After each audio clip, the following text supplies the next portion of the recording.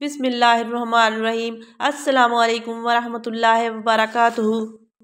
उस्मान गनी रज़ी अल्लाह अन्हु खिलाफत के आखिरी सालों में कहते हैं कि मेरे पास एक बकरी और एक ऊँट के सिवा कुछ नहीं बचा। मैंने सारा माल अल्लाह ताला के दीन पर लुटा दिया। हज़रत उस्मान गनी रज़ी अल्लाह अन्हु हुज़ूर अकरम सल्लल्लाहु अलैहि वसल्लम के पास तशरीफ़ लाए। हुज़ूर सल्लल्लाहु अलैहि वसल्लम घर में तशरीफ़ फरमा थे, हुजरे में तशरीफ़ फरमा थे और हुज़ूर सल्लल्लाहु अलैहि वसल्लम घर में बेतकल्लुफ़ बैठे हुए थे। हज़रत अबू बकर आए तो हुज़ूर सल्लल्लाहु अलैहि वसल्लम की पिंडली बरहना थी। हुज़ूर सल्लल्लाहु अलैहि वसल्लम ने इजाज़त दे दी और पिंडली उसी तरह रही। हज़रत उमर फ़ारूक रज़ी अल्लाह अन्हु आए तो हुज़ूर सल्लल्लाहु अलैहि वसल्लम उसी तरह बैठे रहे। जब हज़रत उस्मान गनी रज़ी अल्लाह अन्हु आए तो हुज़ूर सल्लल्लाहु अलैहि वसल्लम सीधे होकर बैठ गए। हज़रत आयशा सिद्दीक़ा रज़ी अल्लाह अन्हा ने फरमाया, या रसूलल्लाह सल्लल्लाहु अलैहि वसल्लम, मेरे बाप अबू बकर रज़ी अल्लाह अन्हु आए, आप उसी तरह बरहना पिंडली के साथ बैठे रहे। फ़ारूक आज़म रज़ी अल्लाह अन्हु आए, आप उसी तरह बैठे रहे। लेकिन उस्मान रज़ी अल्लाह अन्हु आए तो आपने पिंडली भी ढांप ली और आप सीधे होकर बैठ गए। शायद इसलिए बैठ गए कि उस्मान आपके दामाद हैं और आपने अपने दामाद का हया किया, और अबू बकर व उमर आए तो आपके ससुर थे, आप उनके लिए नहीं उठकर बैठे, दामाद के लिए बैठे हैं। तो हज़रत आयशा रज़ी अल्लाह अन्हा को रसूलुल्लाह सल्लल्लाहु अलैहि वसल्लम ने फरमाया, आयशा रज़ी अल्लाह अन्हा, मैं इस उस्मान रज़ी अल्लाह अन्हु से हया क्यों ना करूं जिससे आसमानों के फरिश्ते भी हया करते हैं। इसलिए मैं सीधा होकर नहीं बैठा कि वो मेरा दामाद है, इसलिए कि उससे आसमानों के फरिश्ते भी हया करते हैं। उस्मान गनी रज़ी अल्लाह अन्हु ने बैर रूमा पानी का कुआं खरीद कर वक्फ कर दिया और ऊँटों की कितारें अल्लाह की राह में दे दी। ग़ज़वा तबूक में हुज़ूर सल्लल्लाहु अलैहि वसल्लम ने अपील फरमाई, सब लोगों ने चंदा दे दिया। अब इस मजमा में से कोई और आदमी बोले, कोई आदमी नहीं बोला, तो फिर उस्मान गनी रज़ी अल्लाह अन्हु खड़े हो गए। उस्मान गनी रज़ी अल्लाह अन्हु ने फरमाया, 100 ऊँट गले के लदे लदाए देता हूँ, 100 ऊँट देता हूँ, 200 ऊँट गले के लदे लदाए। हुज़ूर सल्लल्लाहु अलैहि वसल्लम ने फरमाया कि ऐ उस्मान रज़ी अल्लाह अन्हु, तूने अपने नबी सल्लल्लाहु अलैहि वसल्लम को खुश किया, अब कोई और उठे। मजमा में से कोई ना उठा। उन दिनों सहाबा कराम रज़ी अल्लाह अन्हु गरीब थे।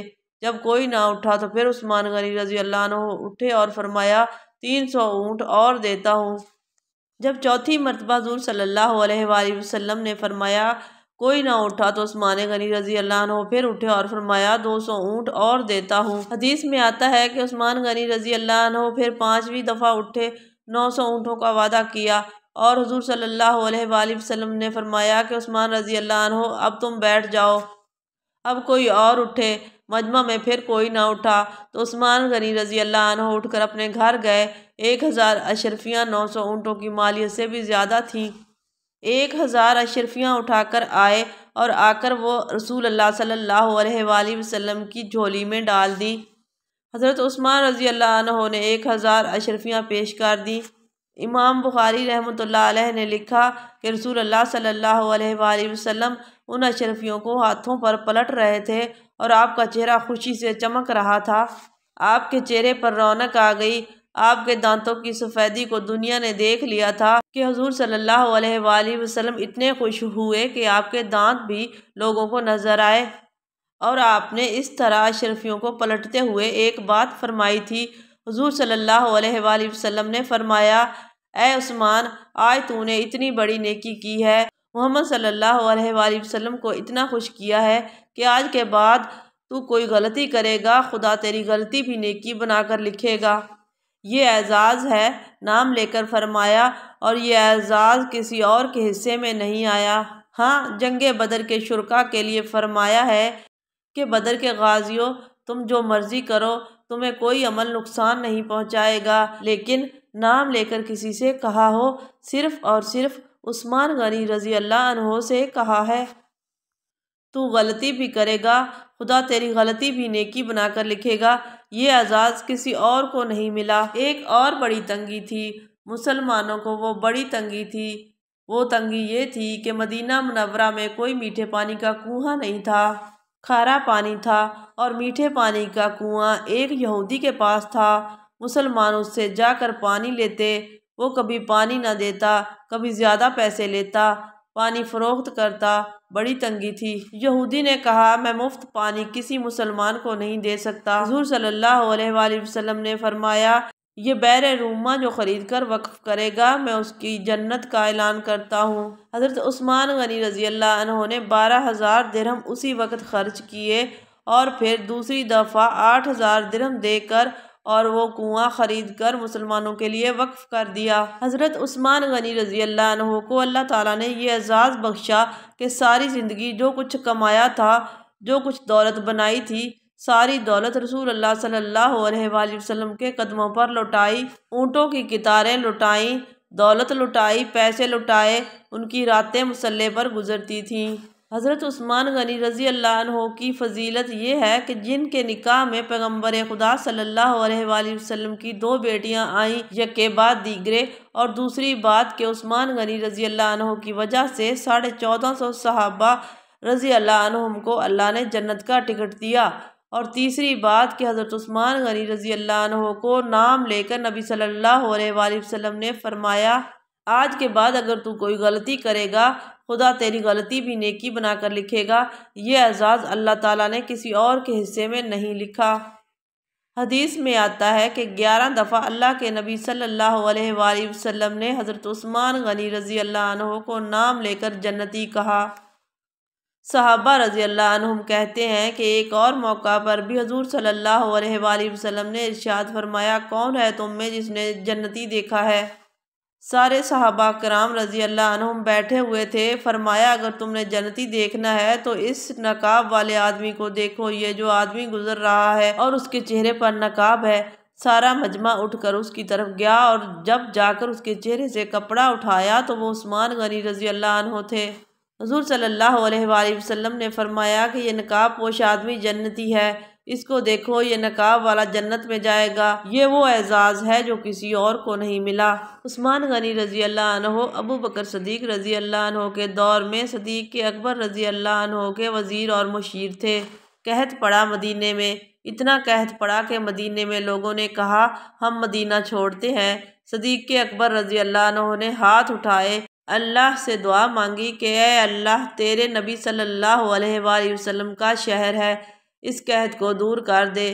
دعا قبول ہو گئی۔ نماز جمعہ کے بعد صحابہ کرام رضی اللہ عنہم نے سلام پھیرا تو ملک شام کی طرف سے دیکھا کہ اونٹوں کے پاؤں کی خاک اڑتی ہوئی نظر آئی، اور تھوڑی دیر کے بعد دیکھا کہ 1000 اونٹ غلے کے لدے لدائے مدینہ میں داخل ہوئے، اور لوگ خوش ہو گئے کہ قحط دور ہو گیا، غلہ آ گیا۔ لیکن یہ پتہ نہ چلا کہ غلہ کس کا ہے۔ شام کو پتہ چلا کہ سارا غلہ عثمان غنی رضی اللہ عنہ کا ہے۔ 1000 اونٹ غلے کے لدے لدائے آ گئے تو مدینہ کے سارے بیپاری جمع ہو کر عثمان غنی رضی اللہ عنہ کے پاس گئے اور جا کر کہا اے عثمان رضی اللہ عنہ، یہ جو اونٹ ہیں ہم اکٹھے خریدنا چاہتے ہیں اور اکٹھے لے کر مدینہ کے لوگوں کو صبح بیچ دیں گے، سستے داموں بیچ دیں گے۔ حضرت عثمان غنی رضی اللہ عنہ نے فرمایا کتنا منافع دو گے؟ تو انہوں نے کہا کہ شام کی خریداری پر 10 روپے منافع دیں گے۔ مثلا 40 روپے من کے حساب سے گندم آئی ہے تو ہم 10 روپے منافع دیں گے۔ حضرت عثمان رضی اللہ عنہ نے فرمایا کہ مجھے اس سے زیادہ مل رہا ہے۔ انہوں نے کہا کہ 20 روپے دے دیں گے۔ حضرت عثمان غنی رضی اللہ عنہ نے فرمایا مجھے اس سے بھی زیادہ مل رہا ہے۔ انہوں نے کہا ہم 30 روپے دے دیں گے۔ حضرت عثمان غنی رضی اللہ عنہ نے فرمایا مجھے اس سے بھی زیادہ مل رہا ہے۔ تو تاجروں نے کہا کہ مدینہ کے بیپاری تو ہم ہیں، تم کس کو بیچ رہے ہو جو اتنا منافع دے رہا ہے؟ تو عثمان غنی رضی اللہ عنہ نے فرمایا کہ میں جس تاجر کے ہاتھ یہ غلہ بیچ رہا ہوں وہ تاجر 10 گنا دنیا میں دے رہا ہے اور 70 گنا آخرت میں دے رہا ہے۔ فرمایا اے لوگو گواہ ہو جاؤ، سارا غلہ میں نے مدینہ کے فقیروں میں تقسیم کر دیا۔ یہ واقعہ بڑا حیرت انگیز ہے، لیکن اس سے اگلی بات اس سے بھی حیرت انگیز ہے کہ حضرت عثمان غنی رضی اللہ عنہ نے جس دن یہ خیرات کی، حضرت حسن رضی اللہ عنہ فرماتے ہیں کہ البدایہ والنہایہ میں ان کا یہ خواب موجود ہے کہ رات کو خواب میں رسول اللہ صلی اللہ علیہ وآلہ وسلم کی زیارت ہوئی تو میں نے اپنے نانا کو ساری زندگی اتنا خوش کبھی نہیں دیکھا تھا کہ ایک ترکی گھوڑے پر آپ سوار ہیں اور بڑی جلدی میں جا رہے ہیں۔ تو میں نے کہا کہ نانا جی آپ آج ٹھہرتے نہیں ہیں، اتنی جلدی میں ہیں؟ تو حضور صلی اللہ علیہ وآلہ وسلم نے فرمایا، حسن تجھے نہیں پتہ، آج عثمان غنی رضی اللہ عنہ نے فرش پر اتنی بڑی خیرات کی ہے کہ سارے عرش پر چرچا ہو گیا، اور آج عثمان غنی رضی اللہ عنہ کی خیرات پر اللہ تعالیٰ نے ایک حور کا نکاح حضرت عثمان غنی رضی اللہ عنہ کے ساتھ کرنا ہے، اور میں اس نکاح کی محفل عروسی میں شرکت کے لیے جا رہا ہوں۔ ایسا سخی انسان کہ جس کے چرچے آسمانوں پر ہوں، کہ جس نے اونٹوں کی قطاریں غربا میں تقسیم کر دی ہوں۔ علماء کرام نے لکھا ہے کہ عثمان غنی رضی اللہ عنہ نے 82 سال کی عمر پائی، اور 82 سال کی عمر میں کفر کی حالت میں بھی اور اسلام کی حالت میں بھی حیا کا اتنا غلبہ تھا کہ کپڑے اتار کر غسل خانے میں بھی کبھی غسل نہیں کیا، غسل خانے میں بھی کپڑے پہن کر غسل کیا ہے، غسل خانے میں بھی برہنہ نہیں ہوئے۔ یہ حیا کا عالم تھا، پیکر حیا ہے، خوبصورتی کا پیکر۔ لوگ کہتے ہیں کہ ہم نے مسجد میں ایسا خوبصورت آدمی دیکھا کہ پوری مسجد میں ایسا آدمی نہیں تھا۔ حضور صلی اللہ علیہ وآلہ وسلم نے فرمایا کہ وہ عثمان رضی اللہ عنہ ہوگا۔ لوگوں نے جا کر دیکھا تو وہ عثمان غنی رضی اللہ عنہ تھے۔ حضرت عثمان غنی رضی اللہ عنہ کے دور میں پہلے 6 سال میں بہت زیادہ فتوحات کے ہیں۔ عثمان غنی رضی اللہ عنہ کی فوجوں نے بڑے بڑے علاقے فتح کیے، پاکستان کے اور ہندوستان کا علاقہ، ساحل مکران اور سندھ کا علاقہ حضرت عثمان غنی رضی اللہ عنہ کے دور میں فتح ہوا۔ پہلے 6 سالوں میں بڑی فتوحات ہوئیں، گویا کہ عثمان غنی رضی اللہ عنہ نے 44 لاکھ مربع میل پر اسلام کا پرچم لہرایا، اور پوری دنیا کا جغرافیہ 1 کروڑ 20 لاکھ مربع میل ہے۔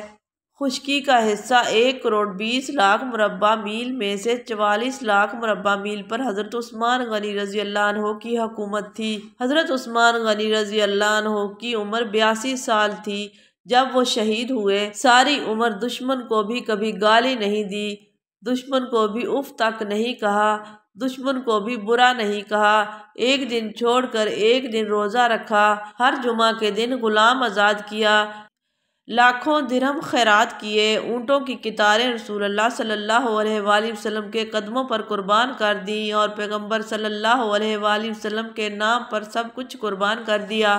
محترم ناظرین، امید ہے آج کی ویڈیو آپ کو اچھی لگی ہوگی۔ اگر ویڈیو اچھی لگی ہے تو لائک کر دیں، اگر چینل پر پہلی بار آئے تو چینل کو بھی سبسکرائب کر دیں۔ بہت بہت شکریہ۔ اللہ حافظ۔